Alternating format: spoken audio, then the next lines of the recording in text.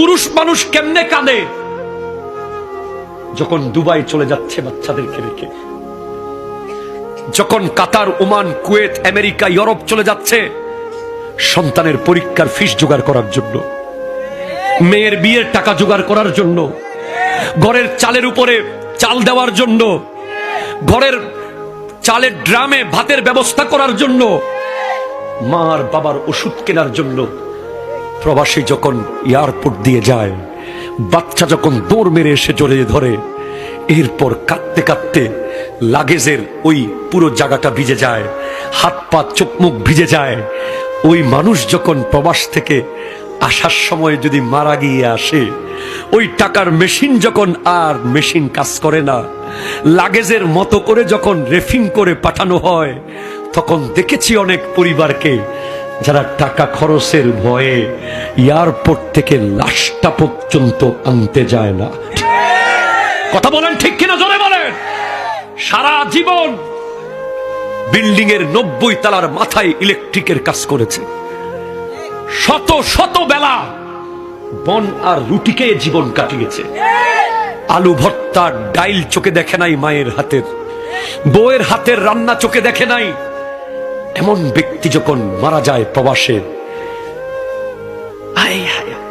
এভাবে ইটা মারে ব্যাগের মতো, এয়ারপোর্টের স্ক্যানার দিয়ে স্ক্যান করে বের হয় টাকার মেশিন। বাস্তব।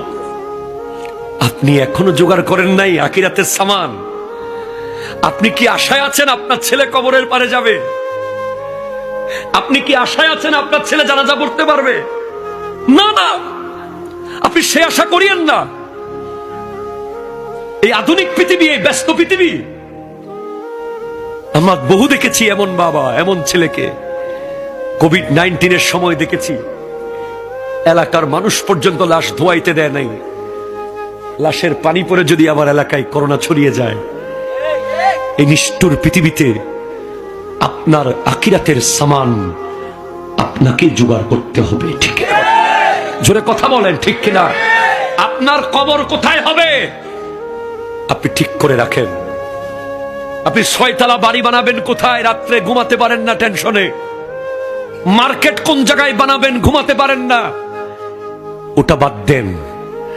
আপনার কবরটা কোন জায়গায় হবে আগামীকাল সিদ্ধান্ত নেন।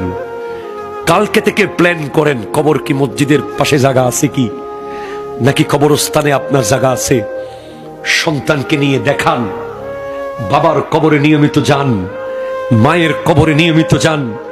নাতি পতিদেরকে কবরে যাওয়ার অভ্যাস করান, তাদেরকে বোঝান যে তোদের কাছে আমার জীবনে আর তেমন কোনো চাওয়া নাই, একটাই চাওয়া, আমার কাফনের কাপড়টা একটু কিনতে যাস, আমারে একটু জড়াইয়া গোসল করাইয়া রাখিস কবরে, আমারে ফেলে চলে যাস নে। কারণ এই স্মার্টফোন আজ জানাজার লক্ষ লক্ষ মানুষ জানাজা মুক্ত হয়ে গেছে, জানাজা থেকে দূরে চলে গেছে। কেমনে? মানুষ মারা গেলে শুধু একটা লাইন লিখে দেয়, অমুক মারা গেছে, ইন্না লিল্লাহি ওয়া ইন্না ইলাইহি রাজিউন। একটা লাইন লিখেই দায়িত্ব শেষ, আর জানাজায় আসে না। এরপরে অসুস্থ হলে দূর থেকে শুধু ফেসবুকে লিখে দেয় অমুক অসুস্থ। আল্লাহর কাছে দোয়া করি আল্লাহ সুস্থ করুক, কিন্তু রোগীকে দেখতে যাওয়ার বাস বিচার। রোগী দেখা বন্ধ হয়ে গেছে, জানাজায় যাওয়া কমে গেছে, লাশ দাফন কাফনের দায়িত্ব নেওয়ার মানুষ কমে গেছে। আর যারা কবর করে, যারা কবর বানায়, যারা কবরে নামায়, যারা কবরের বাঁশ কাটে, ওদেরকে আবার আমরা ড্রয়িং রুমে বসতে দেই না। ঠিক কিনা কথা বলেন?